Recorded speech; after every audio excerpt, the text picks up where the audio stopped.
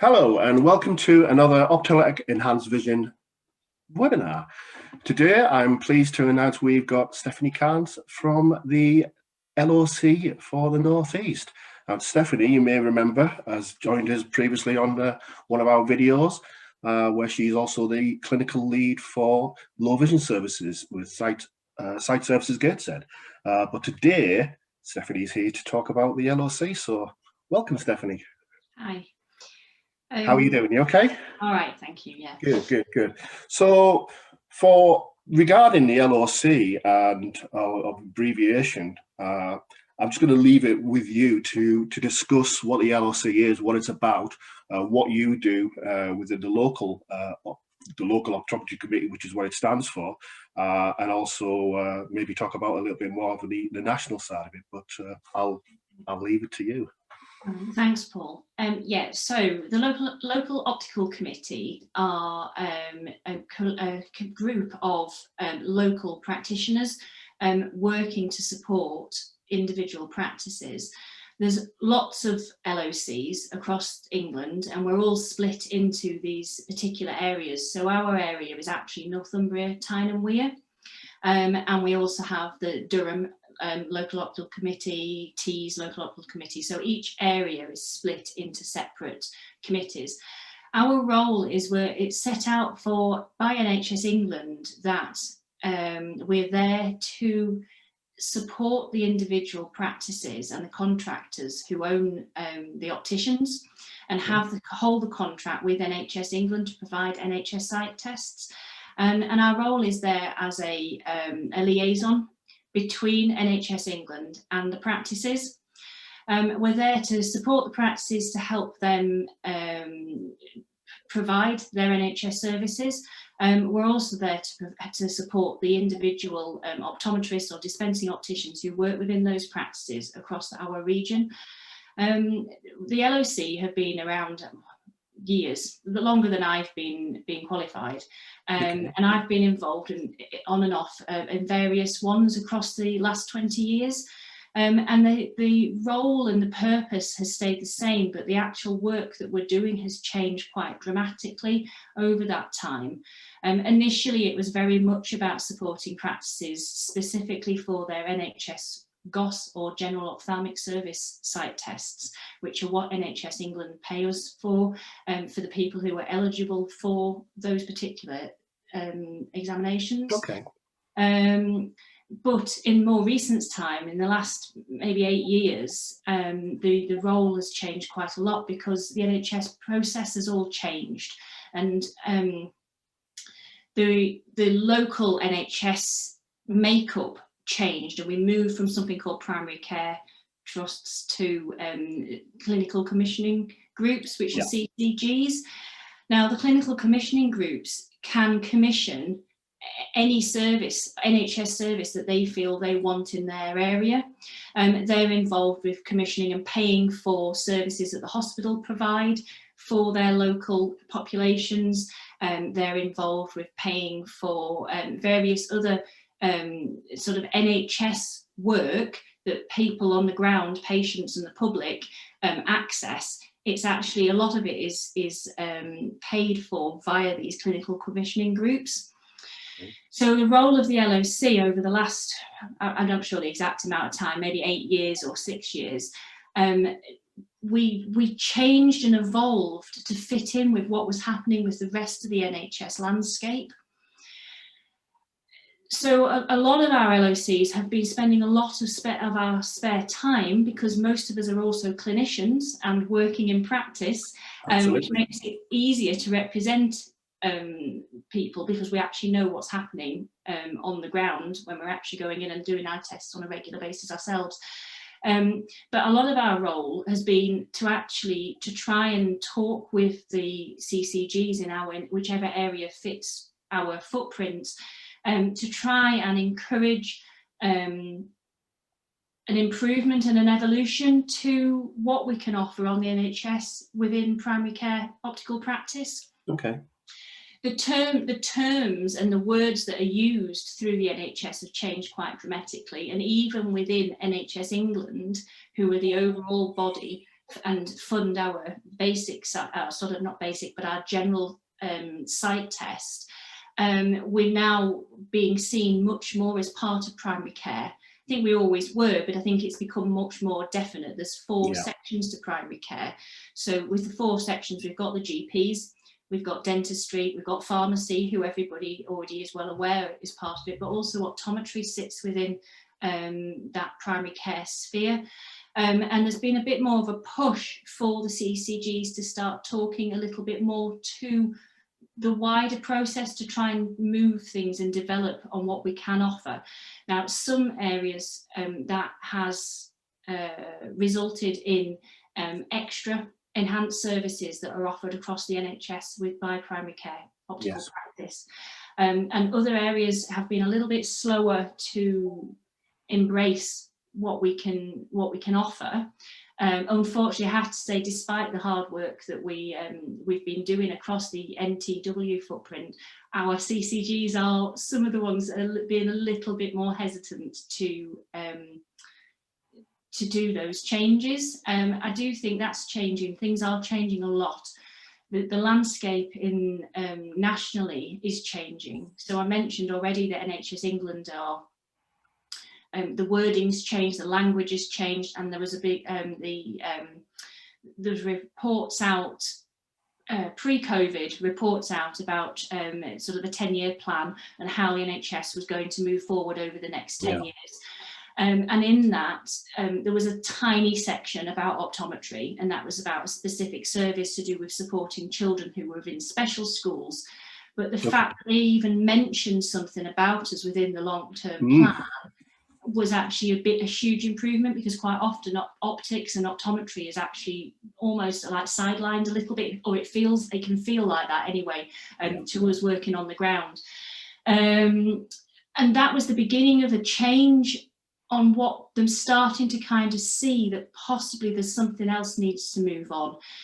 There's been a lot of other changes within the fact that ophthalmology is now the biggest outpatient appointments, numbers of appointments in outpatients, and some realization that ophthalmology capacity is a big issue, and they're needing to look at how we can change the system, the overall system. How can we support patients better than them necessarily going into the hospital departments, which are already overstretched. And so some of the work that the local optical committees have been involved in is trying to push for change at a local level. What happened about a year ago, probably about a year ago, is that this was started to actually become onto the national agenda. And the national agenda is started talking about something called ophthalmology transformation.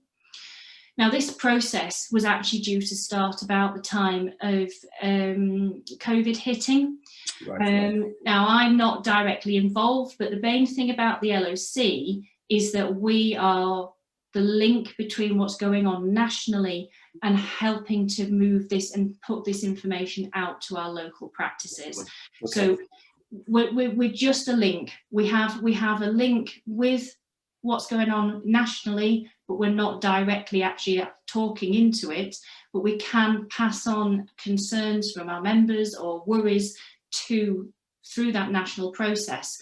But we also are the link where we can pass that information back down to the individual practices. And that brings us back. I said pre-COVID, there was some changes were coming anyway. Yes. Actually, obviously, this year, 2020, we thought was going to be the year of this national ophthalmology transformation. We thought that there was going to be this big revelation that things nationally they would see that we needed to change things, and that primary care optical practice was going to be the place where some of the work, not all of it, but some of the work could be moved to, certainly from a monitoring point of view.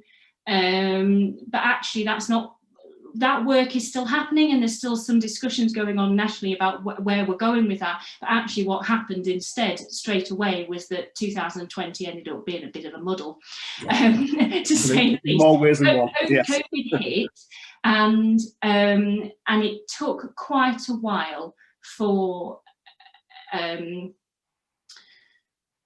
took quite a while for the messages to settle within our sector. I know that's the same with lots of other sectors. The messages coming out were very mixed. Nobody really had a contingency plan.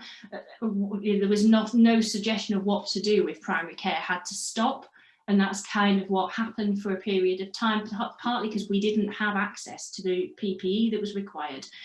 Because in traditionally, optical practice didn't use PPE.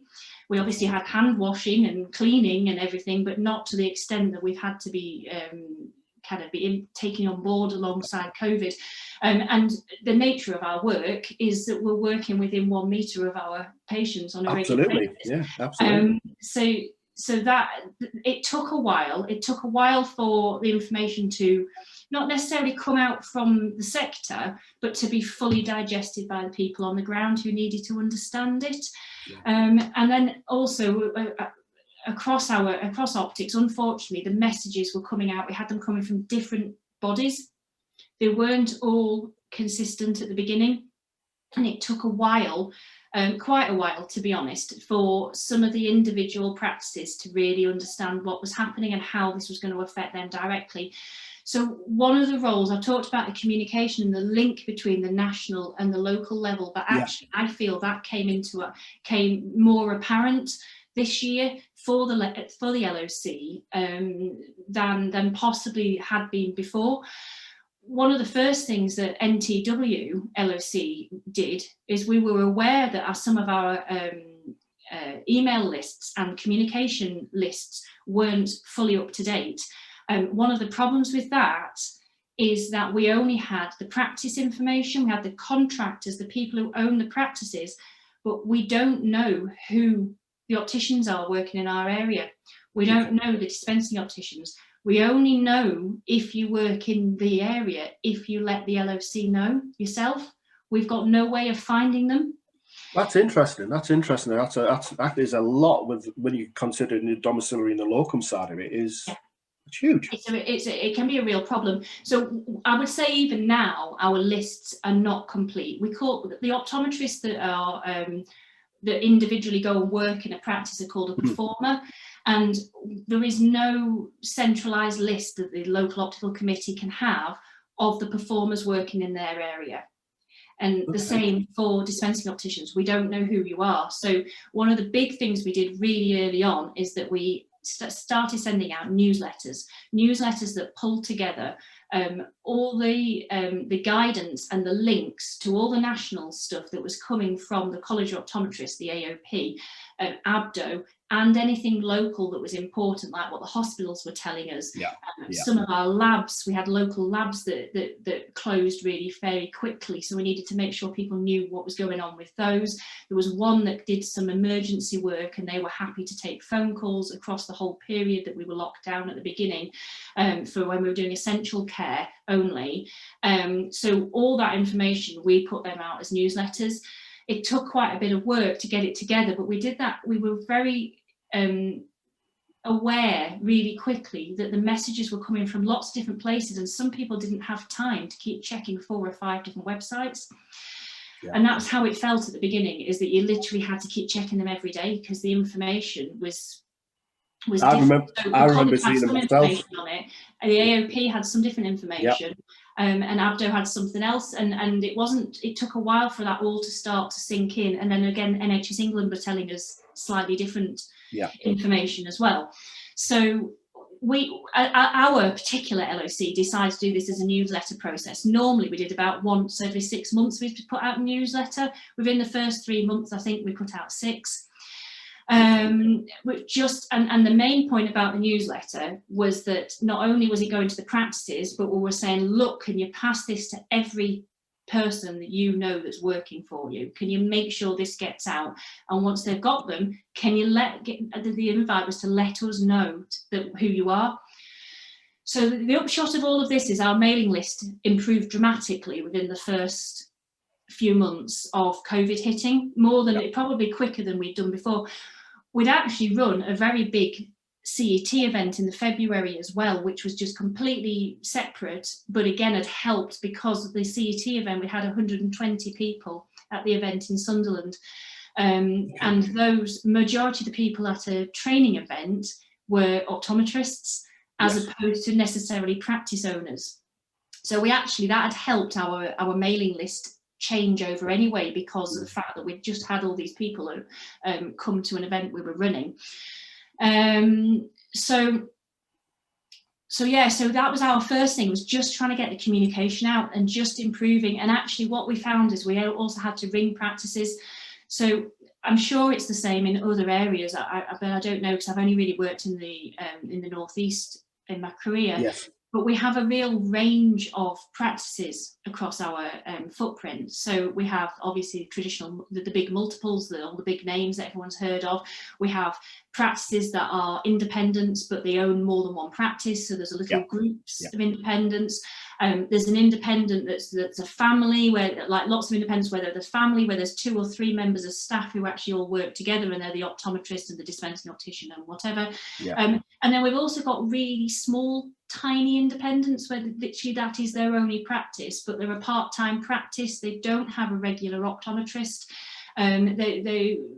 Their information they were getting only comes from one source, because they didn't have a regular optometrist on site. Absolutely, yes. So if you're a dispensing optician, you tend to have information from the ABDO. Yeah. Whereas if you're an optometrist, you tend to get your information from the the AOP, or potentially the college of optometrists, but because you don't have to be a member of every single body.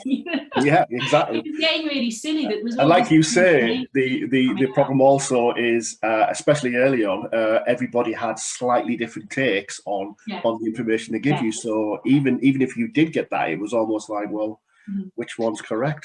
And the other problem is the information was all correct, and it all had a different slant on stuff, and it was all relevant, but it was really hard to process that. Having gone from a practice when you've been working pretty much, 5, 6 days a week, a full week, to suddenly being told that actually you couldn't see anybody and you could only offer essential care, even the confusion about what essential care actually meant.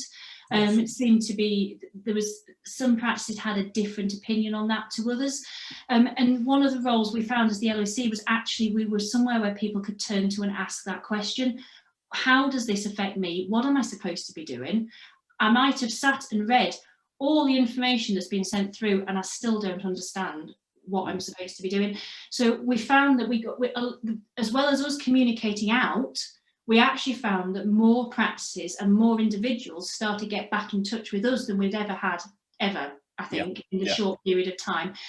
We ended up with a number of our committee actually ringing practices, certainly the smaller practices, and just checking in to see, and almost, I think mentoring is probably a bit strong, because all these practices are all practice owners and they all know how to run their own practices. But there were situations and things that they just weren't quite sure about, and some practices had more difficulty with that than others. And some of the big practices, the multiples, were getting national direction from their head office, whereas some of these independents were very much on their own, and that's how they felt they were on their own. So the role of the LOC seemed very much more to help them have someone just to talk it through with, so they weren't totally on their own. And if it was something that we couldn't help them with, or we couldn't get them the national information so they were looking in the right place, then there is a communication line which we could communicate the concerns from each individual practice back up to the national discussions that's been going on. So there's been discussions about how we were going to get funded this year, once we got stopped. Now all of this, we've actually just literally had a communication this week, and it's taken this long for practices to know that they've got funding for their NHS services up until the end of the year. So the anxiety levels across the profession have been really, really high, because they were told they had to stop, and then they weren't told how they were going to get paid. And then when they did start to get told how they're going to get paid, it's come in tiny dribs and drabs, and it's taken ages for it to come out. Now, I'm aware from individually, nationally, and the information we get from the kind of coming down nationally, that there's been some really big, there must have been quite heavy discussions going on about how this funding was going to work. But for an individual practice sitting at the end of the chain, it's been really hard for some of them to wait it out and wait until they actually were going to get this confirmation that the funding and the money was going to be coming through. It's funny, we've not heard very much at all since this announcement came this week. Social media's been quieter. Everything's been quieter. I've not had, no one's contacted me on WhatsApp, no one's been on the Facebook Messenger, and all I think is that it's taking a while to digest what's just come out, because we've had information about funding and an update from NHS England as well. But I also think that actually there's possibly a sense of a sigh of relief, just like, maybe absolutely. we can just keep going, because there has been points in this year where some practices, not necessarily all of them, but some practices have really been very close to not knowing if they could keep going. That is exactly what I've been hearing as well, and I think from the bigger picture, the moving forward, everybody in every aspect, but certainly in the business that we're in, needs to know what's going to happen with the future, and needs to know whether they are going to still be allowed to continue the services that they have been given, because otherwise we're all going to be in limbo. And one thing that is absolutely certain is the requirement is not only still there, there's a waiting list, there's a backlog, and sooner or later that has to be addressed, and it'll be down to people like yourselves and the practices who have to address it. So yeah. Well, yeah, and it's still uncertainty. There's masses of uncertainty. There's certainly uncertainty around patient backlog and waiting lists. All the different hospital trusts, the ophthalmology eye departments are managing in different ways. Some of them had a better setup to begin with, maybe that's made them in a better position to move forward. Others are it's just different. We know there's been lots of information out over the last year or two about the fact that there isn't enough ophthalmologists for the number of patients. Certainly consultant ophthalmologists, because it takes so long, obviously, to progress through the training career. And I'm not saying at the primary care optometry there are lots of things we can't do, but there are things that we could be doing which we're not paid for currently to do. And the main thing is monitoring. We're not paid to monitor patients. If we find a problem, then we are supposed to pass that on to the hospital. And if we find a problem that we think's a problem, we're supposed to pass it on. We're not actually paid to repeat any of our tests unless the CCGs feel that it's worth funding us to do repeat testing, because NHS England don't fund us to do repeat testing, and that's the tricky bit. I think it's a bit misunderstood by the public about what we can and can't do. There's some of the public just see us as just really selling glasses, and then a lot of the profession, certainly optometrists, a lot of us are quite clinically minded, and we've been trained. I mean, I came out of university in a position where I assumed we would be the GPs of eyes, and that's 20 years down the line. Some areas of the country are slowly getting that now. Wales and Scotland are 5 years or more ahead of that, because they changed their setup earlier. The national ophthalmology transformation I mentioned already, that was the national directive, or that was what was hoped will be the national directive, to make some of those changes across England. But unfortunately, it's still going to be funded locally. So it depends on whether the local clinical commissioning group feel that it is worth putting the funding into primary care optical practice, and unfortunately taking some of that out of what they're putting into ophthalmology. And that's the difficult bit, because they see that they need the ophthalmology departments, they need them to be fully funded, the equipment is expensive, the money needs to be there, but they haven't got an extra budget to be providing us, and if we need funding, it's got to come out of that other budget, and that's where that's certainly in our area, that's where the difficulties lie. And as the LOC, as we've been our discussions with the CCGs, we know this, we understand that there is the funding is going to be difficult. They have lots of things to fund. It isn't just eye care, it's obviously all the other services that go on across the region for NHS services. But unless some of it's redirected and moved and the system is redesigned, things aren't going to change. No, absolutely. It's And anything we used to do out of goodwill, because there were practices, we've been doing lots of things out of goodwill that haven't been funded. We have done repeat testing, we have done things because we know that we're just not quite sure of that, we'll better double check it before we send it in. We've been doing that for free, and there is no scope for that anymore. There's no scope for the goodwill. We haven't got the capacity for a start because we're seeing less people in practice. And as I say, up until this week, there was this worry about whether we were even going to get funded for what we were doing for the NHS. Now, as I say, that maybe all is starting to resolve. We might be in a better position. And certainly some parts of the country, some parts of England have embraced the opportunity for primary care optical practice to do more. So there are areas that have got minor eye care commission services and queues, which is something that was a service that was developed in response to COVID, and it was to do with trying to deal with more eye health issues, emergency issues that needed to be dealt with in primary care, so that when they got referred into the hospital, it was more definite what was going in. Okay. Some of it, and also some of it wouldn't need to be dealt with in the hospital. So this was very much about all the things that so a GOS sight test, an NHS sight test, is very much about testing eyes for working out if they need glasses, and testing people for focusing issues and whether they need glasses for distance or reading. And as part of that, we have to do a health check. But it is the health issues we pick up are opportunistic.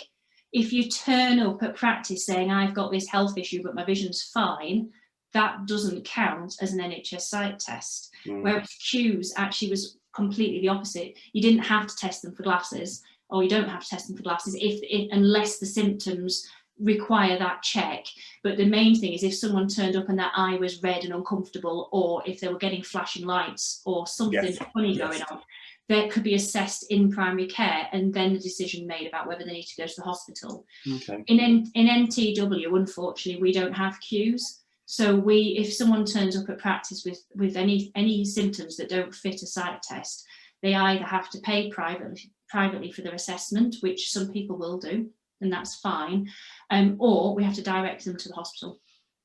Wow. And as you can imagine, that means that the hospital will get lots of people that don't really need to be there, because sometimes some symptoms aren't necessarily as urgent as you'd think accident and emergency would want them to. No, exactly. It is from a patient point of view. It's amazing. As you say, sometimes a patient will be very forthcoming and say, "I've got this and this and this happening to me at the moment.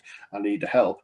But I also know you'll get another client and patient who won't tell you that, and again, without getting that information out of them, it's hard to refer them back to whatever. So in regards to, I mean, again, with the practices, I know that like with most businesses, they've got limited footfall, and they have to, some of the practices are maybe, as you say, like a small family practice. It might only have 3 or 4 members of staff anyway, and then only enough room for 1 or 2 clients at a time. And again, trying to manage that on a day-to-day basis is not so bad in the summer, but again, coming into winter and where people even sit, if they're allowed in there with all the constraints and guidelines that we're under, that I know that can't be easy, and that must be something that's mentioned to you, to the LOC quite a lot. And all the practices are different. So I think it did take a number of months. Some practices got back up and running really quickly, and others took a lot longer to get sorted. And I certainly know that not all of the optometrists are fully back at work. So some locums have chosen not to go back yet for whatever reason. Right. Or if they are, they're not working the same number of days that they did before. Working in full PPE is actually it just feels more draining and more tiring. I have to say, I suspect the hospital must be even worse. The heat of the hospital, at least in primary care, it's a bit easier to get to the door if you want some fresh air. Exactly. Yeah. When I'm seeing people, it's the same thing with gloves and the masks and all. It can feel more draining. So some people have chosen to only. I mean, I was on the call. I mentioned I was on a webinar yesterday. And that was aimed at locums, about just sort of like how we should be working differently now we're in COVID. Okay. And I actually did this very similar webinar earlier in the year, but I would say about 80%, they did a bit of a poll, and about 80% said that they were back now doing some work, but there was only probably out of that 80, there was probably less than half that actually had been back properly since the summer. Okay. So there is still a bit of apprehension, and some people are only just going back. So that apprehension that some of the practices, or the owners who have been working right through, had early on, we've now got that now from the optometrists and the dispensing opticians. Slightly concerned. Some people are obviously a little bit worried about their own health, for various reasons, or about other family members that they're living with, that sort of thing. So there's lots of different reasons why people are a little bit more not necessarily doing the same work that we're doing, but capacity in the practice is a bit of an issue. Absolutely, it has to be. Each practice has had to do their own risk assessment. It's been part of doing the NHS England, obviously had quite strict rules on everything to get back up and running, and part of the risk assessment is looking at patient journey and flow through the practice, and giving everybody enough social distancing space and all that sort of thing. And obviously everybody in practice, the optometrists and other staff members, are wearing their masks and everything to try and allow you to be a little bit closer if required. But the difficult one is some practices, and quite a few I think, are still using a locked door policy, so that you can only go if you've got an appointment. And you can't just turn up to get your glasses fixed or adjusted or buy that contact lens solution you've run out of in the same way you would have done before. And that's to try and reduce the extra people in the practice. Of course. But even, as I say, it depends on the practice, because they're all so different. You know, some of them are just like a square rectangular box that's split into sections, but some of them are old-fashioned buildings, and you've got like a little section here, and the actual test room's down round the corner, so you can have someone dispensing round there and have someone in the test room, and it doesn't matter, because they're a good distance apart. So absolutely. I think it is very dependent on location, and all of them have had to look at their own situation to work that out. So going back to you mentioned earlier on that obviously this year, because of the coronavirus and the early stages that a lot of us were effectively stuck at home, you mentioned that the interest in the LOC and finding information about what you do and how you support them and linking each other up has certainly increased. But I believe also at the same time, there's still, in your opinion, an awful lot of people, optometrists, dispensing opticians, who don't know about the LOC and what you provide. So again, is there something that you want to add to that? Only really that I think that any optometrist, any professional dispensing optician, optometrist working in primary care, doesn't even matter if you only work a couple of days a week for primary care and the rest of the time you're in the hospital, but everybody is, the LOC were there to support you. And certainly there's been a lot of changes. So COVID has brought in lots of changes. The way that we submit our NHS claims for each site test has changed this year. Things have gone more online. So we're being dragged kicking and screaming out of the paper-based into digital. We now have practices now have NHS email, and that's partly because NHS England realised that they were still having to deal with too many pieces of paper and sending letters to everybody. So they've finally taken it on board and done a national rollout of NHS email for the individual practices. Okay. We haven't got that necessarily for individual practitioners, though the message is being passed back that there would be benefits to that for certainly for locums, for working in different practices. You can't sort of emergency, there is one particular type of emergency referral which we always used to send via fax, and the hospitals are turning their fax off, so we need NHS email to be able to send that emergency referral. There's been a lot of changes this year which were going to come anyway, but COVID's speeded it up.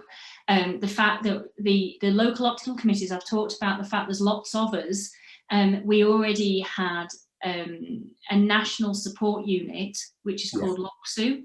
Now, LOCSU has a website, and it's a good website. So LOCSU, I think it's .co.uk. It certainly is. Yeah, .co.uk. Yeah. If anyone isn't sure which LOC they belong to, if you look on the LOCSU website, there is a way of finding that out. And even if you just sent them an email, they would be able to direct you to the right place. Most of the LOCs, I wouldn't like to say as all, but most of us have our own websites. So certainly NTW have a new one that we relaunched this year, and a number of the others have started setting theirs up as well, and that's a way of contact, so that you've got the contact details, but also like ours has got local information on it that's of use and relevance to you. And really just make sure you're getting communications, get signed up, registered with the website, and make sure you're getting the emails. Even if the emails don't mean an awful lot all the time, it's there, and you won't know what's going on otherwise. Certainly extra services, enhanced services, the only real way to fully understand what's happening locally with those is to actually be registered with the LOC, because they'll send the information out about how you can sign up for them. Now, the LOC doesn't do the commission. We have our own commissioning company that does the actual commissioning services with the CCGs. Okay. But we have the company works on behalf of the LOC. So the decisions or part of the decision process and making is the LOCs involved with that. And then the company kind of holds the actual contracts and subcontracts all the individual practices. But if you're just not sure about anything, your best thing to do is contact your local optical committee, and they will be able to work out whether it's something they can deal with, whether it's their primary eye care company that deals with it, or whether it's actually a national thing, and we can direct you to the right people nationally as well. But what LOCSU, I mentioned LOCSU already, they have a very good website. It talks about all the extra services that could be commissioned in primary care and that are being developed. And there's pathway development and various other things. And that's all to try and standardise what's offered nationally, offered on a local basis, but so that each part of England could potentially offer everything, if they chose to fund it locally. And that's of course, yes. But it's to try and standardise it so that if there is a service that's going on in the northwest, like queues, as now Greater Manchester have now got queues rolling, if they decide to roll queues out in our area, it would be pretty much the same service. Yeah. So it wouldn't necessarily be a different version of the same service. So the LOC have been heavily involved with, LOCSU, have been heavily involved with designing these pathways, and they are on the LOC links into LOCSU, and then LOCSU is our voice into the national platforms. Absolutely. The other thing that the LOC support unit have been doing is helping the LOCs talk to each other. So over the past, and this started pre-COVID, but our particular one actually started literally as COVID started. We had to cancel a big meeting. Okay.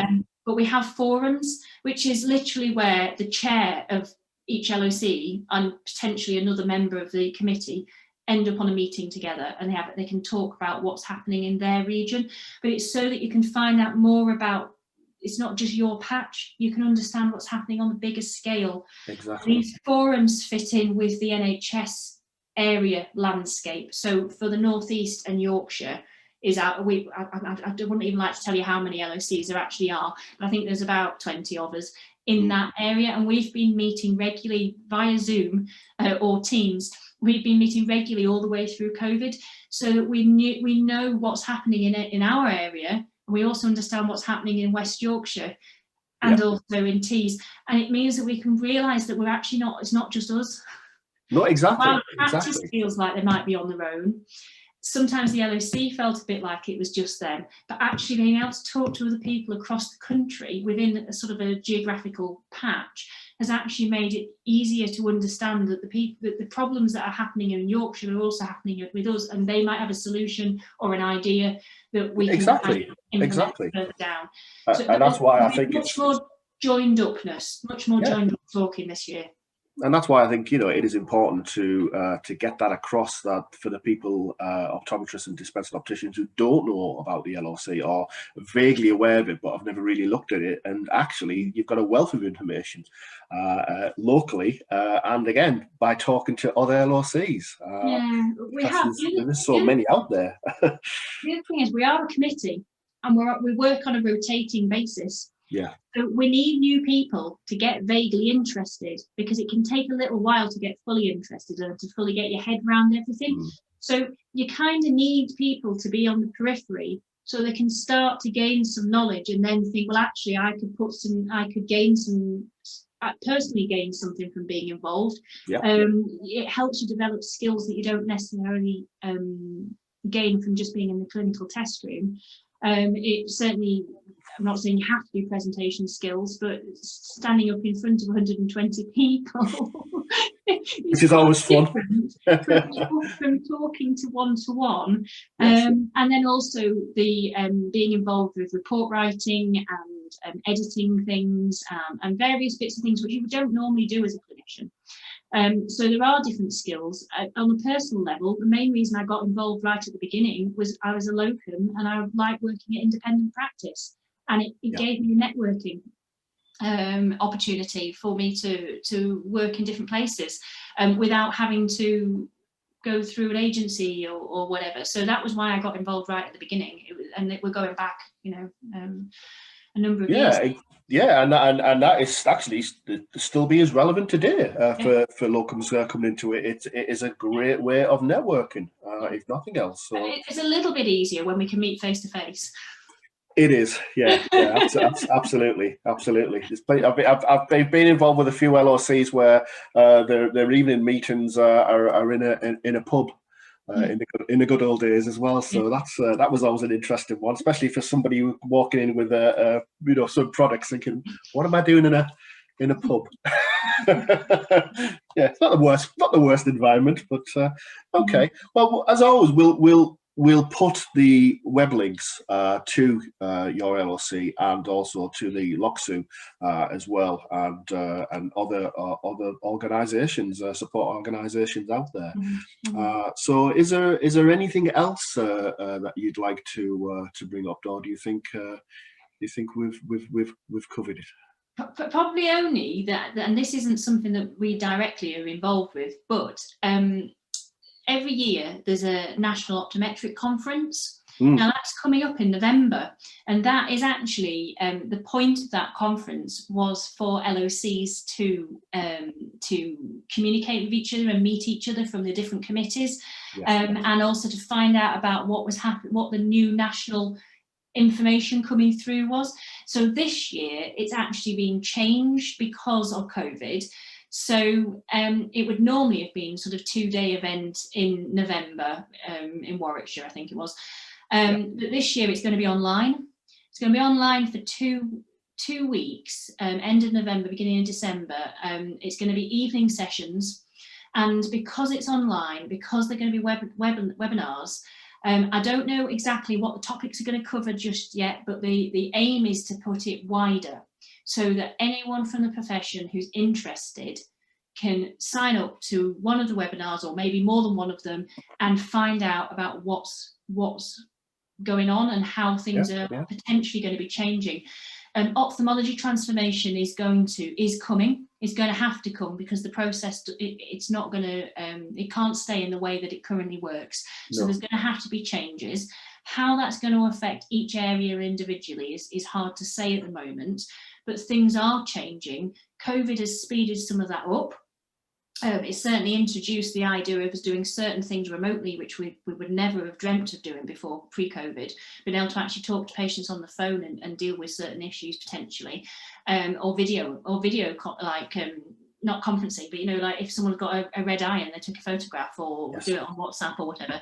Now, we've currently not had funding, unless you've got queues, you've not got funding to do those extra bits, but potentially now they've started, they could be here to stay as long as we can get that local funding to support it. But if you want to understand more about what's going on or what's potentially going to happen, then coming along and getting involved on the NOC this year would be really worthwhile. Your LOC will be sending out the emails about that as and when we get it, but also the LOCSU website will most likely have that information on there as well as it becomes as it's released.